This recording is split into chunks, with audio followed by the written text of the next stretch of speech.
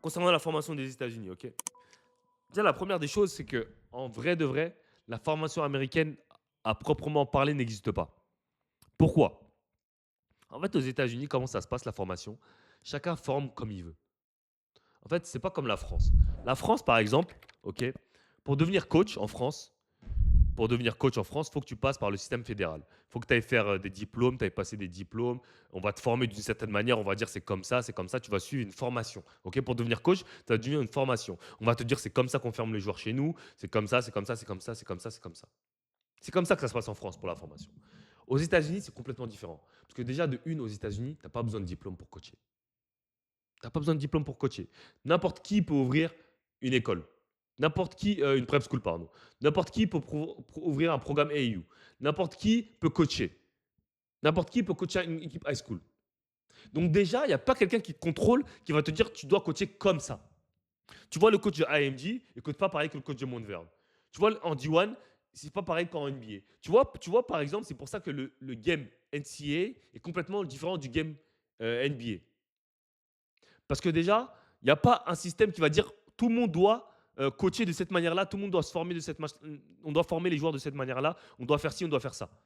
Ok. Il n'y a pas un système de pôle, un système de ça, un système de ça, un système de INSEP. On va recruter comme ça, on va faire ça, on va faire ça, on va faire ça. Si le mec ne fait pas 1,90 m, on ne le recrute pas. Il n'y a pas tout ça aux États-Unis. Tout le monde est indépendant. Tout le monde forme à la manière dont il veut. Il y a des gens, ils prennent leur fils, la Ball, vous l'avez bien vu, il crée sa propre ligue, il prend sa propre high school, il met le coach qu'il veut, il forme Lamelo comme il le veut. Il l'emmène là-bas, il l'emmène là-bas, il l'emmène là-bas. C'est Ball qui, entre guillemets, a formé Lamelo Ball, qui a formé ses fils. Il les a fait entraîner à Chino Hills, il fait ci, il fait ça. Chacun a sa propre formation aux États-Unis.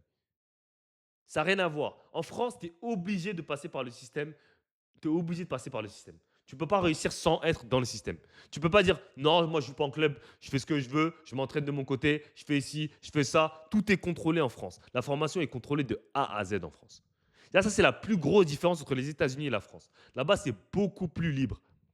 Moi, demain, je peux aller être assistant coach en D1. Si quelqu'un veut me donner un job, je peux être coach en D1. Pourtant, j'ai zéro expérience de coaching. Mais je peux être coach en D1. Je peux être coach high school. En France, jamais. Aujourd'hui, je peux. À l'heure d'aujourd'hui, je peux même pas être coach N3. Il faut que je fasse 3 ou 4 années de diplôme pour être un coach national 3.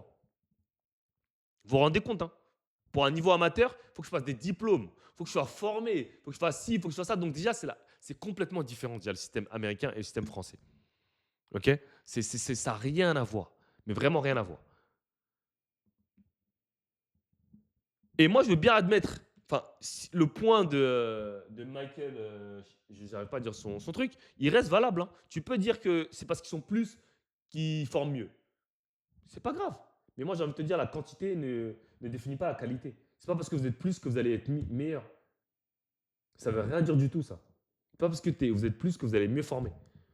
Moi, j'attends toujours la France qui forme un Luka Doncic.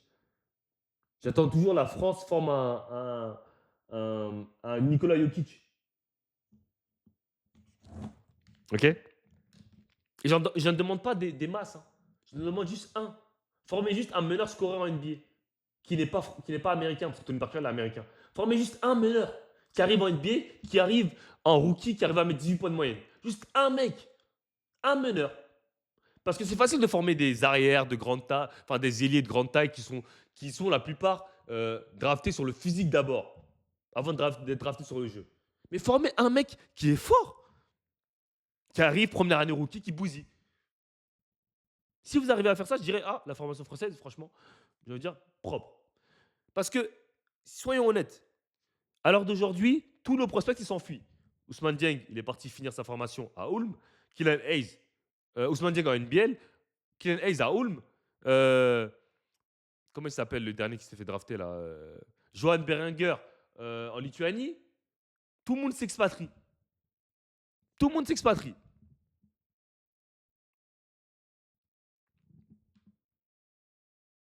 Serbie, 4 millions d'habitants. 4 millions d'habitants, pourtant, ils ont gagné plus d'euros que nous. Ils ont 4 millions d'habitants, on est 68 millions d'habitants. Donc, c'est ce que je lui demanderais à Michael Gomez. Comment ça se fait que la Serbie sont meilleurs que nous? Parce que sur les JO, ils sont meilleurs que nous, la Serbie, hein. On le sait. On sait très bien que si on tombe sur la Serbie en demi-finale, on sort. Comment ça se fait? Comment t'expliques ça? Moi, j'aimerais bien savoir. J'aimerais bien savoir. Voilà. En France, nous avons tout ce qu'il faut pour réussir, mais zéro opportunité pour les jeunes. Zéro structure gratuite, zéro coach expérimenté. En tant que jeune joueur de 20 ans, les gars, faites tout pour aller jouer dans d'autres pays. Malheureusement, la France, si tu n'es pas en centre, où tu n'as pas les contacts et le niveau nécessaire partez. Soyons sérieux, vivez le basket. Et ça, il a raison, et moi, je vous le dis toujours, je dis toujours aux jeunes, si vous avez l'occasion de voyager, voyagez. Ok. Il y a d'autres endroits du monde à découvrir, pas que pour le basket, même pour tout. Allez voir des cultures différentes, allez voir la Serbie, allez voir comment le public il est impliqué. Ok. Allez voir comment, comme dans les salles en Grèce, comment le public, comment ils aiment le basket, comment les gens aiment le basket là-bas. Allez voir d'autres pays. Il y a pas que notre pays au niveau basket. Ok. Allez voir les différentes cultures, etc. Tony Parker, c'est un Américain, il a un mental d'Américain. Tony Parker, vous voyez bien que tout le monde le déteste en France. C'est pour ça que pour moi, c'est un Français, hein, Tony Parker. Mais pour moi, rien que déjà en France, on le déteste, Tony Parker, à cause de sa mentalité. Vous voyez déjà, les Français n'aiment pas Tony Parker. Les Français le détestent. Parce que le mec, il a une mentalité d'Américain. C'est un requin, le mec. C'est un Américain, Tony Parker. Hein. C'est pas un Français. Hein. Enfin, c'est un Français, mais de base même, c'est pas un Français parce que c'est un Belge. Américain, et après, il a été naturalisé, hein, Tony Parker, pour ceux qui ne savent pas. Il a été naturalisé, hein, Tony Parker. Parce que sa mère, elle est belge, son père, il est américain. Il a été naturalisé, Tony Parker. C'est ça que vous ne le savez pas, les gars. Il a été naturalisé, Tony Parker. Hein. C'est pas un Français de base. Sa mère, elle est belge, néerlandaise, son père, américain. C'est pas un Français de sang. Dans le sang, il a 0 sang français, Tony Parker. Mais bon, c'est pas grave. Il a fait sa carrière française, etc. Mais c'est pour vous dire, les gars, moi, je veux un Français pur. Pas un gars qui a été formé au State, nanani, nanana. Un Français qui arrive, qui domine en NBA. Un meneur, il arrive 18 points de moyenne, 15 points de moyenne, 20 points de moyenne. J'aimerais bien voir ça. Et je vous jure que si à partir du moment où on arrive à former un mec comme ça, je dirais la formation française fait des progrès. Il est vraiment selfish, Tony Parker. Bah, c'est comme ça que les Américains pensent comme ça. Et après, je ne le connais pas personnellement, donc je ne vais pas juger, etc. Mais je fais juste un constat, les Français ne l'aiment pas.